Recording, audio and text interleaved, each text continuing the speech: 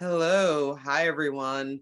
I'm Hafizah Jeter, and I'm pleased to welcome you to the 2022 Brooklyn Book Festival and our virtual festival day for reading with Kaveh Akbar and Victoria Chang. Unfortunately, Worcestershire is unable to join us today due to a scheduling conflict, but we're so excited to hear work from Kaveh and Victoria.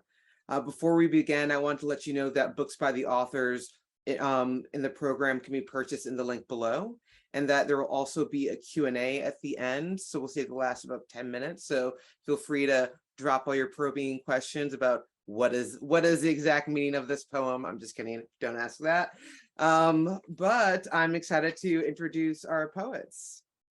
Kaveh Akbar is the author of Pilgrim Bell and Calling a Wolf, and an editor of the Penguin Book of Spiritual Verse.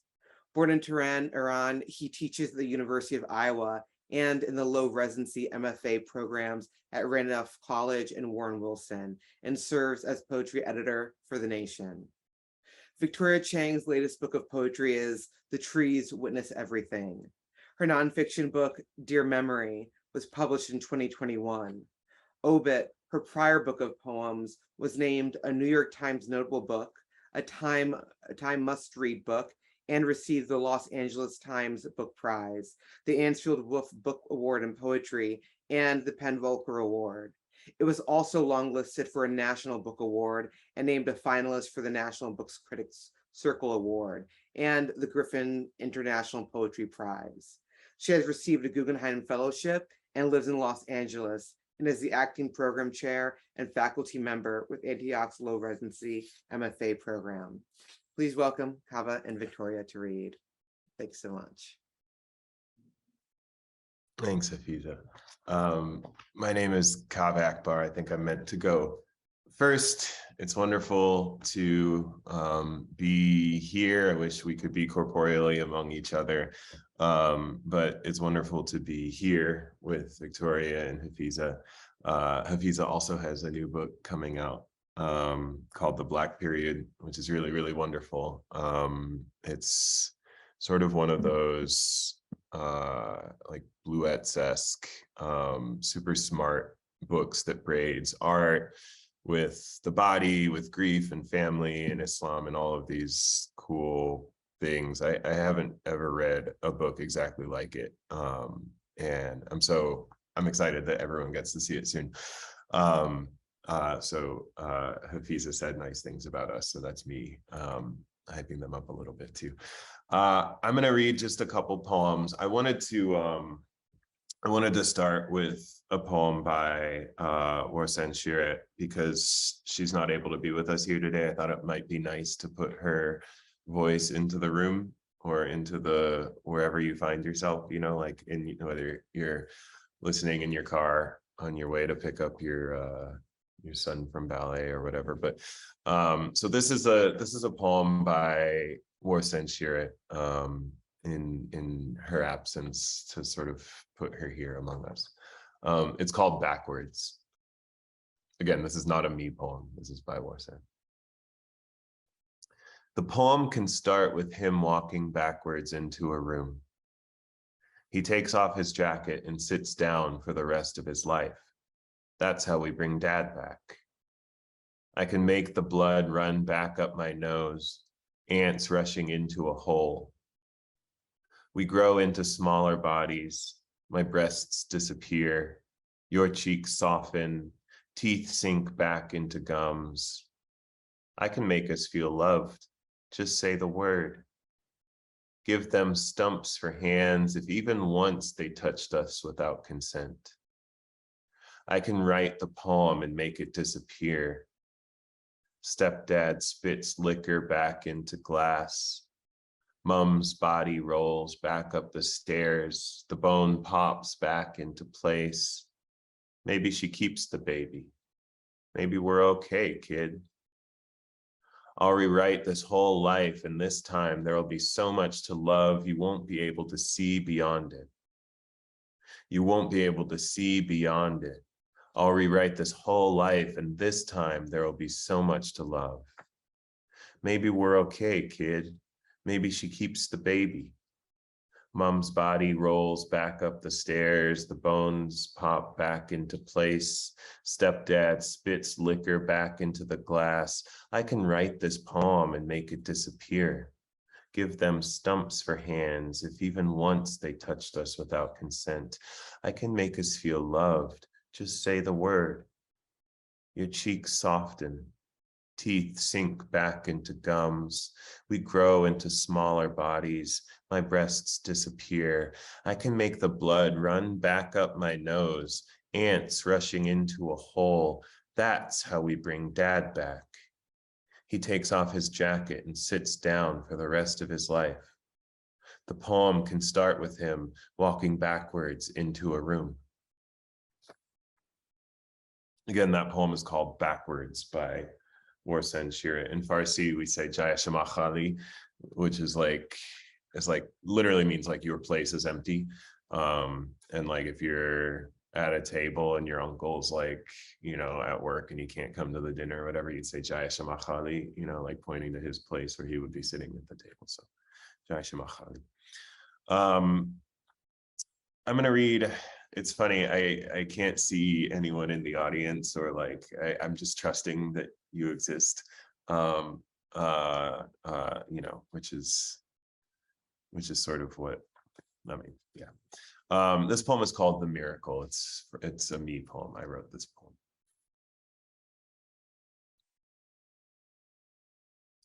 Gabriel seizing the illiterate man, alone and fasting in a cave and commanding, read. The man saying, I can't. Gabriel squeezing him tighter, commanding, read. The man gasping, I don't know how.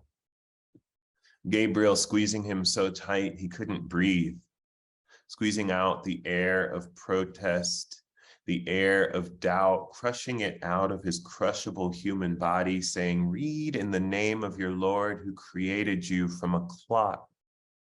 And thus, literacy, revelation. It wasn't until Gabriel squeezed away what was empty in him that the prophet could be filled with miracle. Imagine the emptiness in you, the vast cavities you have spent your life trying to fill with fathers, mothers, lovers, language, drugs, money, art, praise, and imagine them gone. What's left? Whatever you aren't, which is what makes you.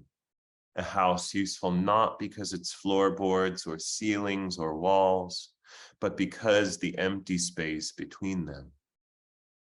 Gabriel isn't coming for you. If he did, would you call him Jibril or Gabriel like you are here? Who is this even for? One crisis at a time. Gabriel isn't coming for you. Cheese on a cracker, a bit of salty fish. Somewhere a man is steering a robotic plane into murder. Robot from the Czech robota, meaning forced labor, murder labor, forced. He never sees the bodies which are implied by their absence, like feathers on a paper bird. Gabriel isn't coming for you. In the absence of cloud parting, trumpet blaring clarity, what? More living, more money, lazy sex, mother, brother, lover. You travel and bring back silk scarves, a bag of chocolates for you don't know who yet. Someone will want them. Deliver them to an empty field. You fall asleep facing the freckle on your wrist. Somewhere, a woman presses a button that locks metal doors with people behind them. The locks are useful to her because there is an emptiness on the other side that holds the people's lives in place. She doesn't know the names of the people. Anonymity is an ancillary feature of the locks, ancillary from the Latin ancilla, meaning servant, an emptiness to hold all their living. You created from a clot. Gabriel isn't coming for you.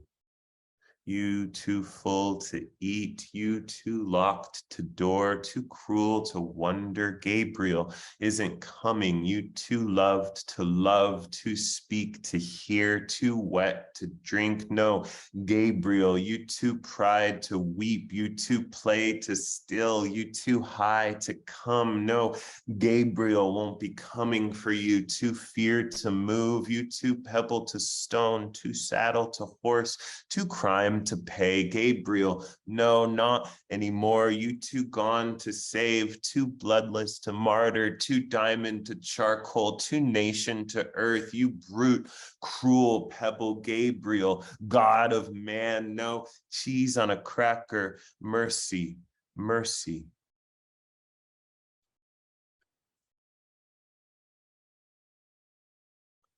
I think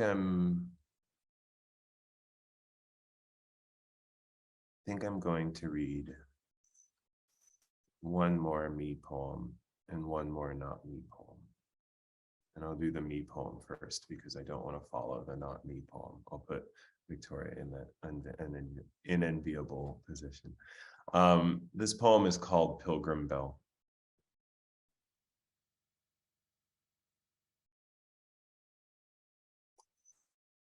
The self I am today involves me as a lake involves its cattails. It bears me, tolerates my cotton. I would prefer not to be outlived by anyone.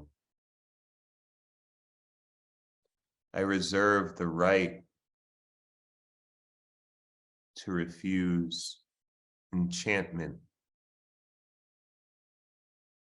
The fables I tell always end wrong.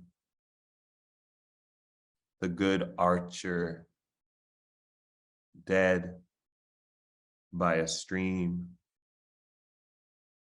The villains counting their gold. I am so vulnerable to visionaries and absolute certainty. Tell me how to live, and I will live that way.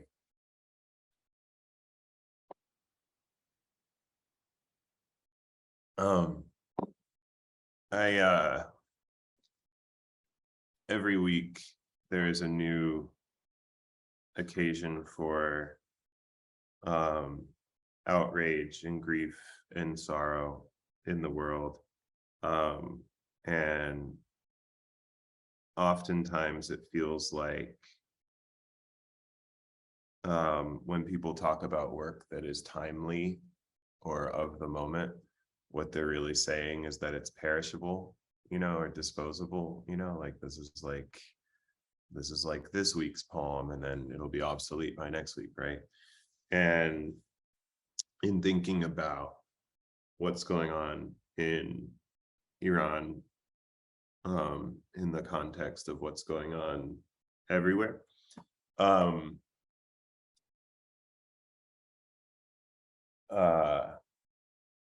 there's no poem that has been written, in the last week that that speaks to it effectively in all its complexity, etc.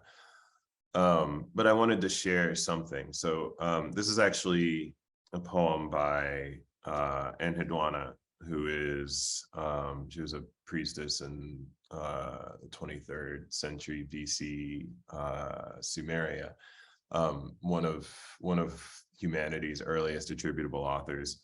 But I think it's interesting and heartbreaking and also kind of liberating in a way to hear one of our earliest ancestors writing about some of the same things that we're struggling with today, right? To understand how little progress we've actually made and how timely this feels. She was the daughter of King Sargon in Sumeria, and when he died, she was like exiled from her kingdom when her brother took the throne. So you'll hear her talking about exile and the fact that the exile was gendered, etc. And when I was thinking about something to read that might correspond to the moment, instead of reaching for something that was, literally speaking about like this particular iteration of the thing, I wanted to maybe go to the root a little bit more. So again, this is a poem by Enheduanna, written 43 some centuries ago. And the translation is by Jane Hirschfield. She worked from the Trot. Lady of all powers, in whom light appears, radiant one, beloved of heaven and earth, tiara crowned priestess of the highest God, my lady, you are the guardian of all greatness. Your hand holds the seven powers. You lift the powers of being. You have hung them over your fingers. You have gathered the many powers. You have clasped them now like necklaces onto your breast. Like a dragon, you poison the land. When you roared at the earth in your thunder, nothing green could live. A flood fell from the mountain. You, Ainana, foremost in heaven and earth. Lady riding a beast, you rained fire on the heads of men, taking your power from the highest, following the commands of the highest, lady of all the great rights, who can understand all that is yours? In the forefront of the battle, all is struck down by you, oh winged lady, like a bird, you scavenge the land. Like a charging storm, you charge. Like a roaring storm, you roar. You thunder and thunder, snort in rampaging winds. Your feet are continually restless, carrying your harp of sighs. You breathe out the music of mourning. It was in your service that I first entered the holy temple. I, Enheduanna, the highest priestess, I carried the ritual basket. I chanted your praise. Now I have been cast out to the place of lepers. Day comes and the brightness is hidden around me. Shadows cover the light, drape it in sandstorms. My beautiful mouth knows only confusion. Even my sex is dust. Again, that was an Enheduanna poem translated by Jane Hirschfield. It's not a me poem. But I'm excited now to hear Victoria Chang, who's one of my favorite poets, sincerely has been for a long time. I think that a lot of people are starting to realize how good she is. But I remember when I was working on my first book, this would be like 2015 maybe, and I became really interested in the unpunctuated line, and I was reading a lot of Merwin and Clifton and late Ellen Bryant Voigt, Headwaters especially, to understand like how the unpunctuated line can give you a lot of control over inertia and momentum and climax, and then I discovered Victoria's The Boss, right? That book, and it was just like, it was like that Dickinson thing of like taking the top of my head off or whatever. And it just, I copied it. I'm sure that there are shameless ripoffs in my first book of Victoria's poems in that book. I learned so much from it. I sat at its feet. And then, it's super cool. I'm going to shut up in a second, but it's super cool now that Victoria has this book sort of corresponding with Merwin, because they were sort of my two of my great instructors, in that era of, I think a lot of people, when they write unpunctuated poems, I think they can just take like the vacuum cleaner over the page and suck up all the periods and commas, right? But it's like so much more complex than that. And it has everything to do with like the way that you can create organic forms of punctuation with the line and with the syntax. But anyways, one of my great teachers on the page and my friend off, Victoria Chang. That's so sweet. Everyone who happens to be here just got a master class in punctuation right there in 5 minutes. So that was such an amazing reading, and in so many ways, I wrote down so many things that you said. One of the things I love was the self I am today involves me. I think the greatest poems and the greatest lines sort of don't say a lot seemingly, but they just linger with you. And like while you were reading, I kept on thinking about that and what that means, and to me at least. And so thank you for that beautiful reading. I also wanted to thank you for mentioning Hafizah's book. If I were Boss here, I would have made Hafizah come on with us and read, because your book came out in literally 5 days ago. And I was looking at it and it looks amazing. It's called The Black Period on Personhood, Race, and Origin. So congratulations, Hafizah. That's just, it's beautiful. The visual aspects of it, I'm really interested and I look forward to reading it. So I just wanted to say that. I'm just going to read a couple poems. I'll read a few poems from my book, Obit, and changing my audio. They want me to. Okay, because my earbuds are doing funny things probably. Give me 1 second.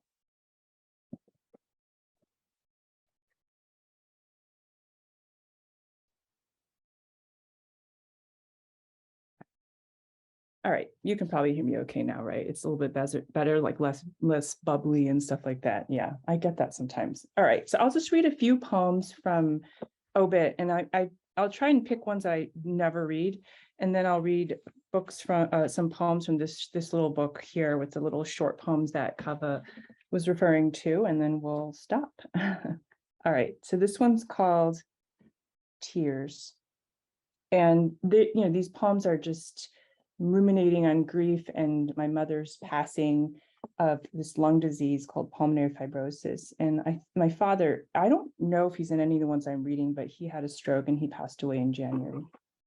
He lost his language. Tears. Died on August 3rd, 2016. Once we stopped at a Vons to pick up flowers and pinwheels on our way to the graveyard. It had been a year and death no longer glittered. My 10-year-old putting the flowers perfectly in the small, narrow hole in front of the stone. How she somehow knew what the hole was for, that my mother wasn't really on the other side. Suddenly, our sobbing.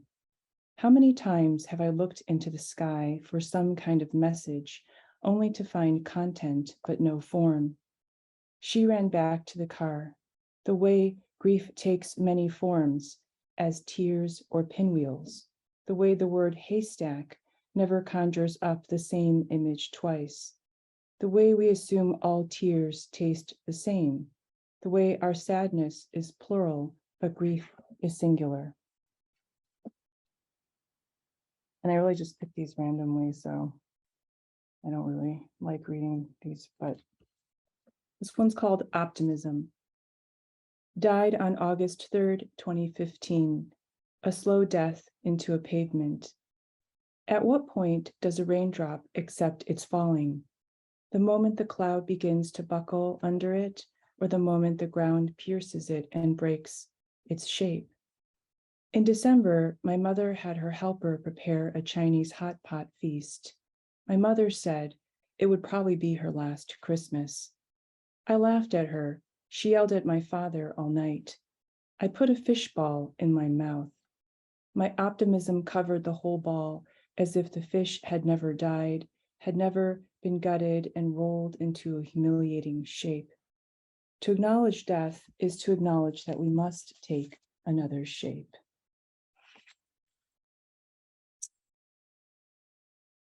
I'm going to read, something, it's interesting. I've been all morning, I was for some reason thinking about the Marjorie Stoneman shooting in Florida. And then I started watching all these videos of what was happening in the courtroom. And I don't know why, I just suddenly thought of it. So I'm going to read this poem called America, and it refers to the Marjorie Stoneman shooting. America died on February 14th, 2018, and my dead mother doesn't know. Since her death, America has died a series of small deaths, each one less precise than the next. My tears are now shaped like hooks, but my heart is damp still. If it is lucky, it is in the middle of its beats. The unlucky dead children hold telegrams they must hand to a woman at a desk. The woman will collect their belongings in shadows. My dead mother asks each of these children if they know me, have seen me, how tall my children are now. They will tell her that they once lived in Florida, not California. She will see the child with a hole in his head. She will blow the dreams out of the hole like dust. I used to think death was a kind of anesthesia. Now I imagine long lines, my mother taking in all the children. I imagine her touching their hair, how she might tickle their knees to make them laugh. The dead hold the other half of our ticket. The dead are an image of wind. And when they comb their hair, our trees rustle. And I'll just read one more from this book, and then I'll read some new tiny miniature poems, I call them. This one is on 96. No, this was 96, yeah. This one's called The Bees. This was actually the first poem that I wrote for in this book, and then it ended up way at the end. The bees, 268 million years old from the Philippines, passed away on April 26, 2217 in Nome, Alaska. The detaching icebergs crushed the bees who used to fly over conference rooms. Once I nearly died in a small plane with the CEO, CFO, and COO during their IPO. On the ground, the CEO glared at me as if I had caused the storm, as if the yellow lights had come from my mind, as if the buzzing had come from my shaking, as if the lightning were a box I had tripped over. Maybe he was right. Maybe I had become estranged from a part of myself that wanted to stay alive, that wanted them to remain alive. In the same way, I had become estranged from my mother forever, but not from her death. So I'm going to read a couple poems from this book. I call it my skinny book, and it's filled with miniature poems. And Kaveh was talking about how it's influenced by W.S. Merwin, and I'll explain how in a second, but they're just basically little tiny syllabics. And I think after writing a book like Obit, where it's so it was so grief laden and also very subject oriented, I wanted to try and let sort of form lead the way and not let subject lead the way, if that made sense. Not that in Obit anything really was, it was very sort of stream of consciousness. So there are all these little Japanese forms, little syllable forms, like the katauta, which is 577, the sudoka 577, 577. And obviously Japanese, Chinese characters, they're just one syllable, and one character is one syllable. So the English, use of syllabics is totally different, but it was a fun way to kind of get myself out of my own way. And I don't know when I decided doing this, but I noticed that W.S. Merwin, I'm a huge fan of the poems, have been forever. The titles were just really these flexible, malleable, capacious titles. And I thought it would be fun to just sort of borrow them. So these are all W.S. Merwin's poem titles, and I'll just read a few. And you'll see they're just so open. And I think that allowed the at least his poems to be very open as well. Far along in the story. Once I sat in rain, opened my mouth to the sky. I yearned to be changed, but each drop was a small knife. At first I fainted, but when I woke up, all the ticking had gone and all the centuries were won. My choices no longer hurt. Losing a language. We were born with a large door on our backs. When will we know if it opens?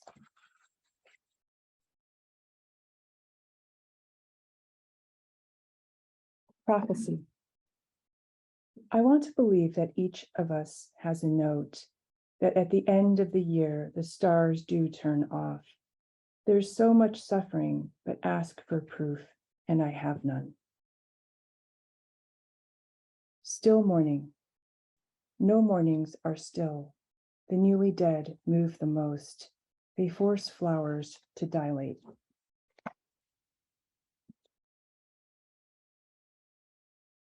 Little soul. I rode on your back until your knees broke, and now 1 mile left. I must toss you.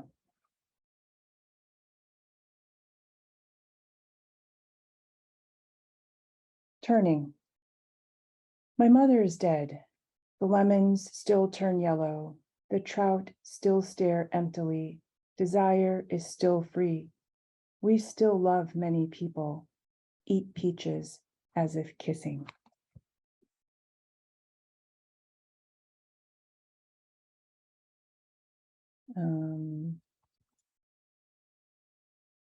The gods. The fact that leaves can't be put back on trees make me think that you do not exist.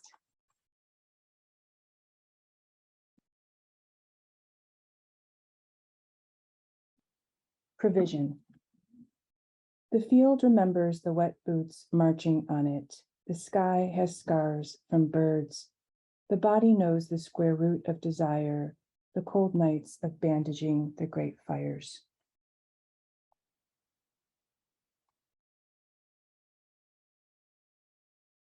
The lovers. There is a wildfire starving on top of a lake. See how the water holds fire but cannot end it? We insist on love when all we want is mercy. And maybe, you know what? I have a few more minutes. Maybe I'll just read, maybe I'll read a new poem. Yeah, maybe I'll do that and then I'll stop.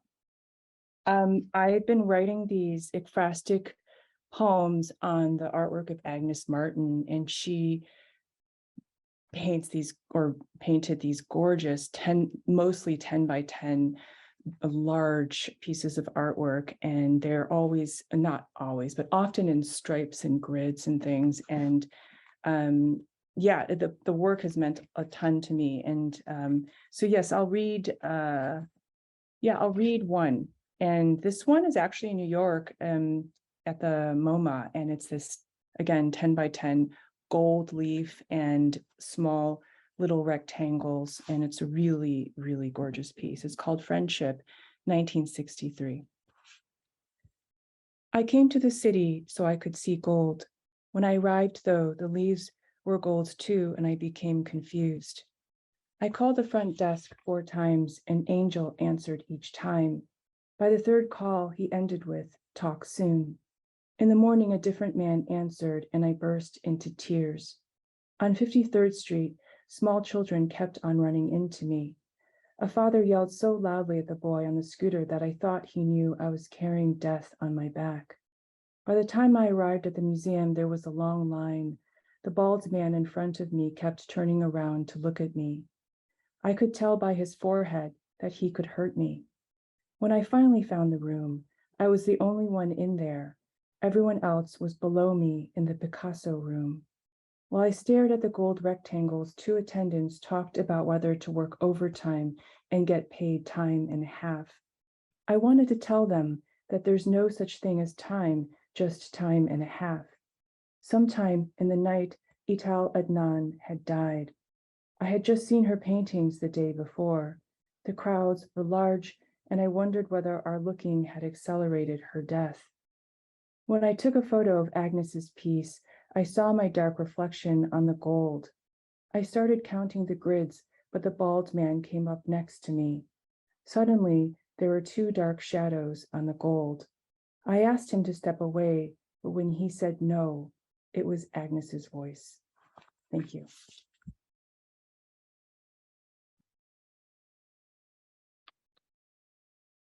Thank you so much to both Victoria Chang and Kaveh Akbar. That was absolutely amazing. I can't think of a better way than to have spent Bell Hook's birthday than having you two read poetry to us. That was absolutely amazing. And thank you for the Black Period shout out. While we're giving people time to assemble their questions in the chat, I just want to remind everyone to purchase the poets' books. I've read them and can attest that they are amazing. So please purchase them, spread them around, get 2 copies, one for you, one for your friend. And let's see, do we have questions in the chat? Because if not, I've got some questions. I don't know how the system works. Here we go. I think we might have one. Let's see. Okay. So I think I'm going to ask a question. So by way of the last poem you wrote, can you just like kind of like describe your process?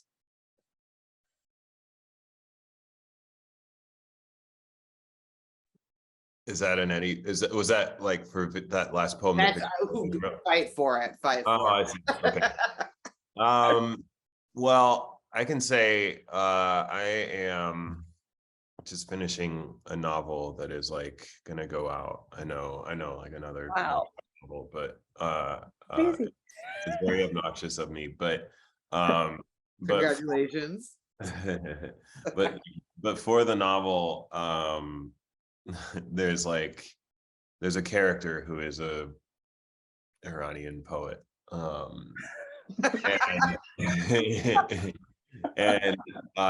that poet is writing a book in, there's like a book within the book, right? There's like our favorite. And so there are actually like a bunch of poems that this character has written within the book, right? And so the only poems that I've written in the last like 2 years are those poems, poems for the character who is a poet in this novel.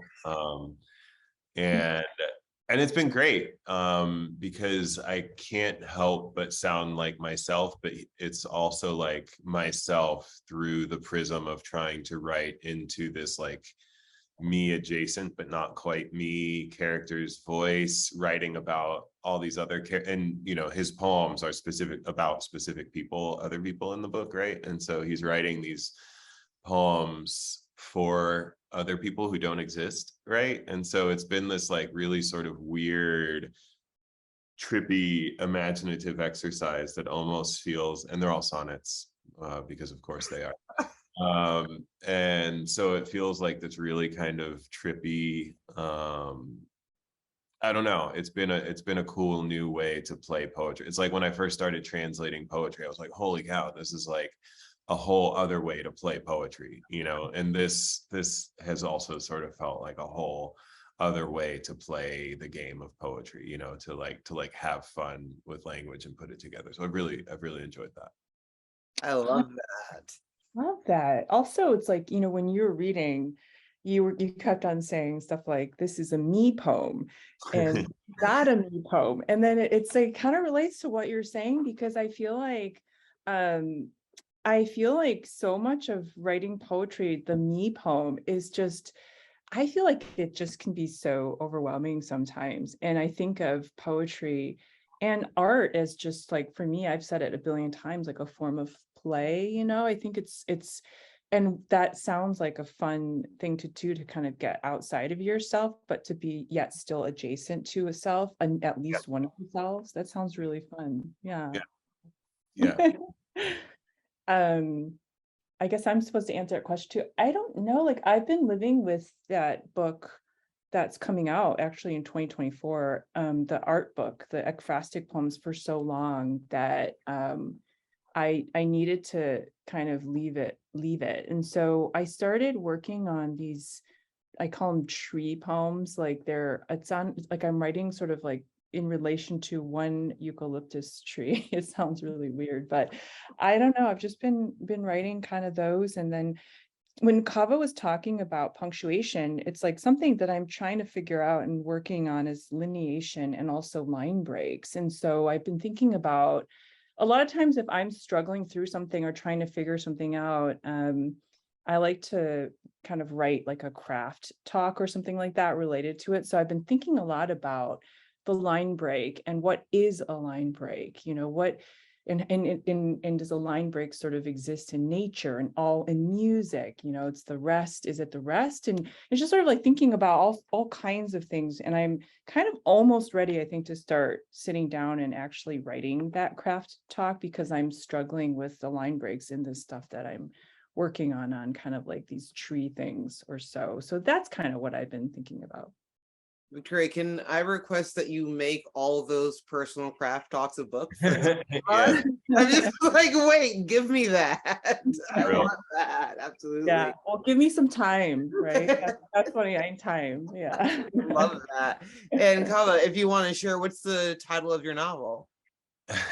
Or is it a secret?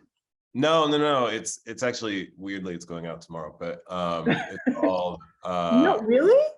Gonna go like hot No. cakes. Are you serious? You're not joking. No. I over quarantine, like when everyone else was like learning Esperanto or how to tango or how to land an onion or whatever, like my thing was like I was going to teach myself narrative, right? And so I read 2 novels a week and watched a movie a day, and then like I had like started on this project before, but it was like slow. And then like as soon as I like started sort of that IV drip of narrative, I immediately started wanting to talk back to it, and this happened. But yeah, it's called I actually don't know how to say it. It's called Martyr with an exclamation point. Martyr,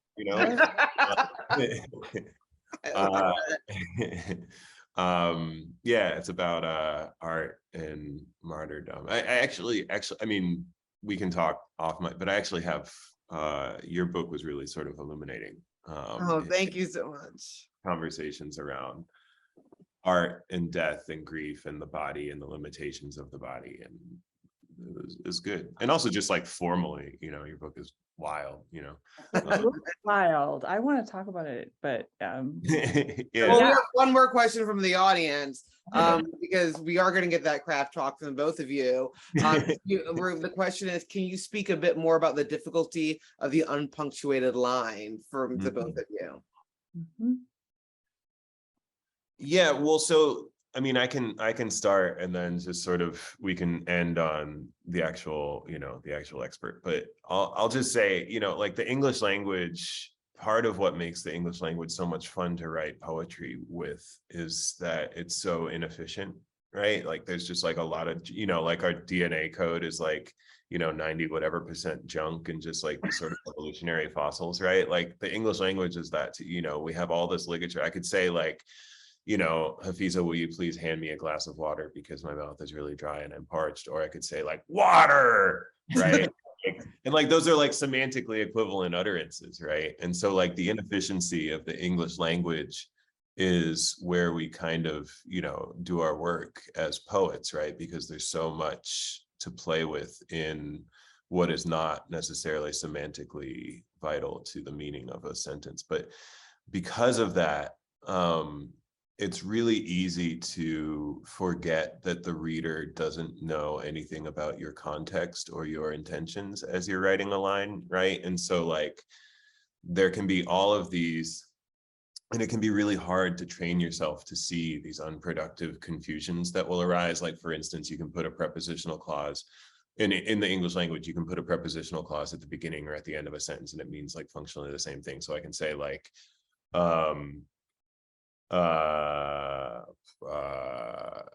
Victoria walked into the supermarket in a hurry. She grabbed a tomato off the shelf, right?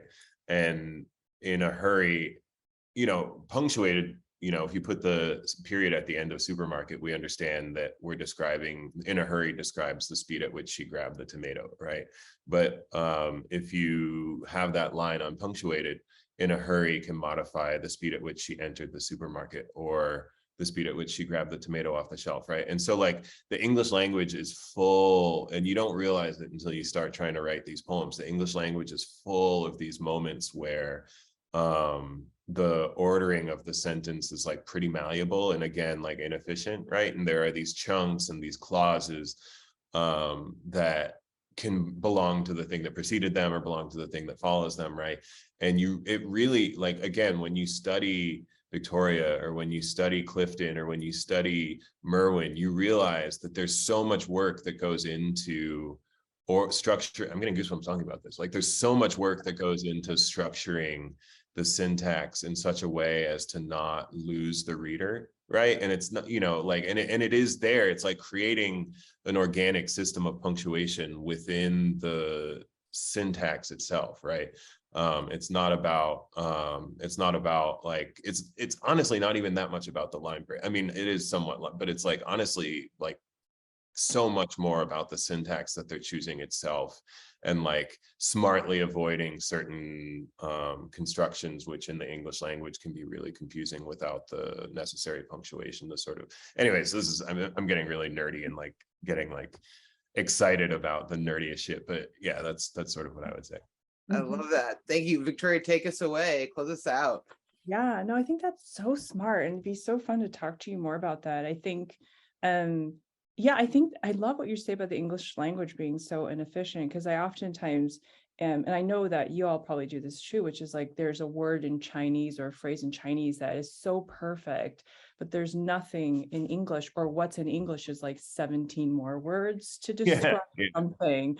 And so it is just really an odd language in so many ways. And I think taking out punctuation is, for me, like what do you, it's like taking away, like you need food and water, and like it's taking away one of those things in your poems. And so what does that kind of taking away do to change everything in terms of how the poem is made? And for me, it's always, if the process, which is important, versus anything else. Like I want to just have a lot of joy when I'm writing. And what does that mean? It means challenging myself. So if I take away the punctuation, that's one less thing that I have to work with. But if it's one less thing, it's actually one more thing that gives me that joy in trying to construct, a poem without, in that kind of without the water, if that makes sense. And therefore it makes the process a lot more interesting and fun. So how do you make something that is so used to something being there, the periods and the commas and all those kinds of things, and how do you make a poem, kind of really sing without them? And for me, it was, I saw without punctuation, it really affected the pacing of the poem, and it really had to make me think about how to actually construct the language without the punctuation, which was, how do you do that? And do you lose the reader entirely? Well, I'm sure I did, but I had to think about those things in the process, and it was very joyful. That is both amazing answers. And if y'all don't make a craft book, I will be curious. I'll take it a personal slight. Thank you again to Kaveh and Victoria for joining us today. Everyone, please remember to order their books in the link below. And while you're at it, please consider making a donation to the Brooklyn Book Festival, which is celebrating its 17th year of presenting free literary programming. And a reminder that if you're in New York City next week, the in-person festival takes place on October 2nd in downtown Brooklyn, and we hope to see you there. Thanks so much for joining us, everyone. Bye. Thank you. Congratulations, Hafizah. Thank you. Congratulations to both of you. Thank you. Enjoy your book tour. I'm sure you have one. I'll go see if I can find it. Take care. Take care. Bye. Thanks, Kaveh.